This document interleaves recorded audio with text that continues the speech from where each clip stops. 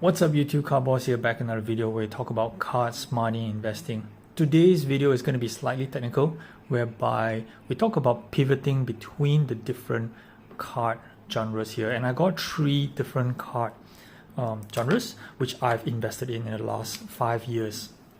Okay, so I guess if some of you did catch my interview with Spidey Jew 09 about a week ago, okay, I started off my roots here with Magic the Gathering, and then I have some sports, and I have my latest investment play, which is Marvel, okay, which I've been releasing a lot of content talking about it. So today I'm just going to address some questions that I got from my viewers. I've been answering them separately, and I just decided to do a video whereby I talk about how I actually pivot between these different genres, and why do I do it, and what do I see in the individual potential in those genres at that point in time. So kind of like just trashing out my thought process, that during that particular period, and just sharing with you guys on my little journey, in the last 5 years from the investment point of view. Basically, I started off with Magic the Gathering as a professional player for a good part of 20 years, between 1998 to 2018 to 2019, okay, and I only got into the investing part towards the later part of 2016, 2017, right? Of course, I had interest in sports and Marvel back when I was a kid, but those were more for collecting, but only seriously got into investing in the last 3 years or so during pre-pandemic, and also this is, I would say, post-pandemic, right? So how did I get into this investment thing in the first place? Obviously, I did see some financial potential on some of these cards, especially when I first started off with Magic the Gathering, right? So what I have here is the 1993 Beta Edition Mox Sapphire, which is one of the original Power 9 of Magic, and we'll consider one of the grail cards for any collectors or investors for that matter. Obviously, this is a beta edition. There is a even rarer alpha edition, which is only 1100 cards printed versus this one that has 3300 cards. But I believe that this one, given that it's a BGS 9.5, there is only a handful, not say a handful, but maybe like 20 to 30 copies that's in circulation. So this is ultimately a rare card, and probably worth between maybe $18,000 to $20,000 today. So obviously, back then in 2016 to 2018, I was seriously, because I was been playing Magic for 20 over years, so therefore I knew the landscape of how to navigate the cards within that space, and I knew what had potential, what had not, and flipping my way up, and decided that I wanted to move into these vintage cards because I think if you probably see some of the other content relating to Magic the Gathering, okay, these are the grails, these are the art, and these are the ones that will carry forward in terms of value going towards the future. And that's ultimately the goal of investing, for long-term investing, whereby you want to get into pieces whereby it has long-term value, even though if the game or the genre has receded in terms of popularity, because they will ultimately remain one of the iconic stuff of that particular industry. Okay, so of course, having achieved that pre-pandemic, I decided to diversify. So that was a point whereby I was doing pretty well for Magic the Gathering, and I figured that I wanted to move into a different zone, right? And naturally, the zone that I wanted to move in was to my comfort zone, which was sports cards, in this case, basketball. Now, don't get me wrong, I don't say that basketball is the best sport. There are also football and baseball, but because I'm from this part of the world in Asia, we don't have that much football and baseball, so basketball was the natural thing for me. And I love NBA, watching NBA. I do follow the players, I do follow the news, and I just love collecting the cards. So it was a natural progression to move into sports cards, and it was a learning curve in the first 6 to 9 months before finally establishing myself. And that was coming during the right time, during the year 2020 to the early 2021, when the sports cards was booming, when modern cards were boomed towards late 2020, and the legends / goats were booming in the early 2021.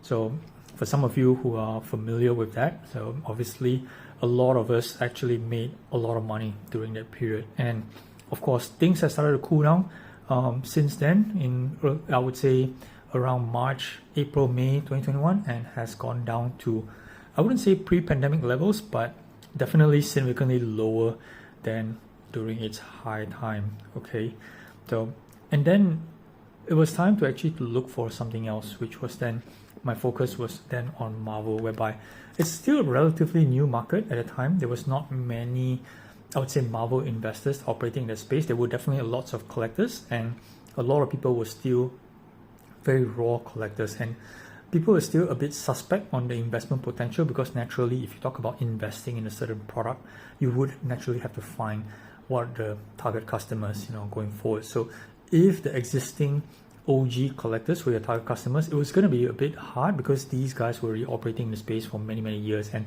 would have probably all the cards that you probably wanted to invest in. So you would actually have to think a bit further about whether or not there was going to be influx of people coming into the market. And obviously I had a little foresight on that, people moving out of the space and into Marvel, and that's what you see today. So that's a little recap about my journey. So I want to talk a bit more specifics about the thought process in detail, right? So why I moved from here to here and here to here, right? So obviously with Magic the Gathering, it's a tabletop game, right? So a lot of the cards, I would say like 90% of the cards, are focused on utility, playing the actual game itself. So only a very small subset of collectors / investors are actually investing in pieces of art or iconic stuff such as this. So it is not, I would say, for everybody. Okay, I guess everybody would love to own a piece of history like such as this Mox Sapphire here, but it's just out of reach of most of the players who actually just play Magic the Gathering either for fun on the kitchen table or going to slightly higher level competitions, but they're into the game for playing and not so much on investing / collecting higher end stuff. So the markets on this is pretty small relative to the total population of all the Magic the Gathering players in the world. But of course, as what I pointed out earlier, this is a piece of art. This is an iconic piece in Magic history, and this will remain a part of that. So in terms of liquidity, definitely there is liquidity on this for the certain groups of collectors / investors. It's like dealing with high-end art, okay? But definitely the volume of transactions is going to be low, and of course, given the high price tag for these, it's not like you could buy one of these every single month. Of course, you had a lot of money, you could do that, but for my case, it took some time to build up a portfolio. This is of course one of them, not the only one, but it took some time to get there. And I reckon that if I continue to just farm this market, my market will just be limited to that small subset of Magic the Gathering collectors / investors. So therefore, I needed to reposition or pivot myself to a different market which had a wider audience appeal, and obviously the biggest card market consumer would be sports. And I mentioned that basketball was my thing, and in fact basketball is the biggest sports card I would say genre in the whole, compared when you football and baseball as well. In the US, there's no doubt perhaps baseball is the biggest, but when you talk about global, basketball has definitely the biggest appeal. And the players themselves are the celebrities, right? Or they are the ambassadors of the sport. So there are different fans, different collectors, and different reasons why you collect certain different cards. Eye appeal, iconic status, autograph cards, patches cards, and relics, and all those kind of reasons, right? So everybody has their own take on this, even myself. Okay, so because of such a diversified angles for collecting / investing, it's easy to try to just pick a niche and move into that, and to find out whether that will actually get you returns. And that has been working very well for me in the sports cards. Of course, coupled by that boom that we had in that period between 2020 to 2021, that allowed a lot of early investors to come in and make some financial gains. So obviously with those gains back in 2021, you had basically two options, right? You either could reinvest back into the hobby, or you could take out the money for spend on yourself, or you're going to diversify into other kind of products or collectibles. So during that time, I think a lot of people were moving to NFTs and a bunch of other crypto related investments. But of course, most of them also went back into the sports hobby, perhaps diversifying to other sports. I did consider going into football, but having no knowledge about football and interest as well, it was going to be a uphill climb. So that's a very important thing to note, that if you don't have interest in a particular genre, it's very difficult for you to pick things up, as much as what everybody is telling you on the financial potential of that particular genre. So obviously for me, Marvel was the easiest transition because it had one of the bigger appeals, such as sports, to the global mass appeal. But like what I mentioned earlier, the card market for Marvel at that point in time in 2021, I would say it's still very, very new, okay? Or even though it has history, over 30-year history, in terms of cards, but the investment slash, I would say, the investment play for Marvel was relatively new. We had a lot of buzz about the 1990 MU in early January, February 2021. So that kind of stirred things a bit, but it really, really caught on, I would say, in the middle of last year, and now it's really, really going full head of steam. We talk about PMGs a lot, and then there's vibraniums, and there's now moving on to a bunch of other different kind of inserts. So it's really picking up pace, and a lot of it is I would say being fueled by new money coming in, whether or not it's true existing collectors, putting more money into the market to, get some of these bigger pieces, or it's new money from other industries or genres such as the sports card market fueling back in, and that's relatively expected, because the sports card market has been on a little bit of a plateau recently. So even though some of the guys in the sports card market, they are not exactly in the red. So they are in the black, making having positive returns on their stuff, but because it's such a flat curve, it's just plateau at the moment. So everybody's just taking a piece out of their profits and trying to look for something else that has potential. And obviously, Marvel is the play right now. Okay, there are a lot of things that we're getting huge multipliers, right? Don't even talk about PMGs, even talk about vibraniums, right? Things that was just $20 maybe 30 to 45 days ago, it's now like $100. So the multipliers are there, even though the quantum, the value of the cards itself is not great. So we're again talking about 5x multipliers, 4x multipliers, but on a base of, let's say, $20 or $30 cards, the gain is just $100, or maybe slightly less than that, relative to the sports card market, whereby we are so used to let's say $200 and then 3x, making like $500 gains in one single transaction. Marvel's just not there yet, but it's slowly getting there. Will it be as big as sports cards? I'm not so sure. Okay, given that the history, and I believe, even though like characters like Spider-Man, you consider the Michael Jordan of sports, I don't think that it's gonna reach to that level. We have seen some big sales, like the 2013 PMG Blue Spider-Man that sold for $132,000. Will we see more of that? Maybe, depending on the card itself. PMG is kind of like the king at the moment.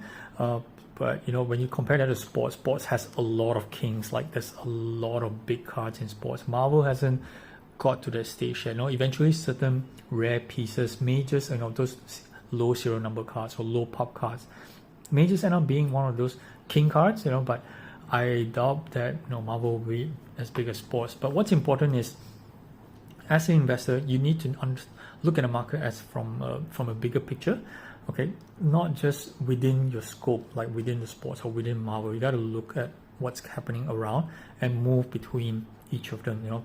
I won't be surprised for myself, like I'm transitioning from here to here to here, and there'll be a time whereby Magic the Gathering picks up steam again, because now it's post-pandemic and the game is ramping back up because tabletop play is being allowed again, and popularity of cards coming back, and there's opportunities to do commerce in Magic the Gathering, which then may also create profits to be recycled and reinvest again into iconic cards like this, right? So it has to be fluid between all of these genres, and I picked these three because these are the three I'm interested in, right? So you could go any three that you want, or any few that you want, be it football, Marvel, or whatever others that you choose, on Yu-Gi-Oh! Or Pokemon for that matter, right? But the idea is, if you're a card investor, okay, I do recommend that instead of sticking, yes, be good at what you have the strongest passion in, for example Marvel, okay? But if you are thinking from the eyes of an investor, you have to be looking out at different markets, and best way of doing it is to have a lot of interest in those markets as well. Find the time to explore, to read, to understand, and if you enjoy that process, you know, that makes things a lot easier from the investment standpoint. Everything else is just numbers related, right? Looking at charts, data and stuff, but the passion and the interest has to be there when you transition or you pivot between the different genres. Okay, that's all I have for today. I hope this answers some of the questions that I get from my viewers on how did I move between these things and why did I do so. All right, thanks for watching, guys. Till the next video, please like, subscribe and all of that. Okay, we just hit 1,000 subscribers. Thank you all so much for supporting this channel, and looking forward to give you guys more good content soon. All right, cheers. Cardboards out.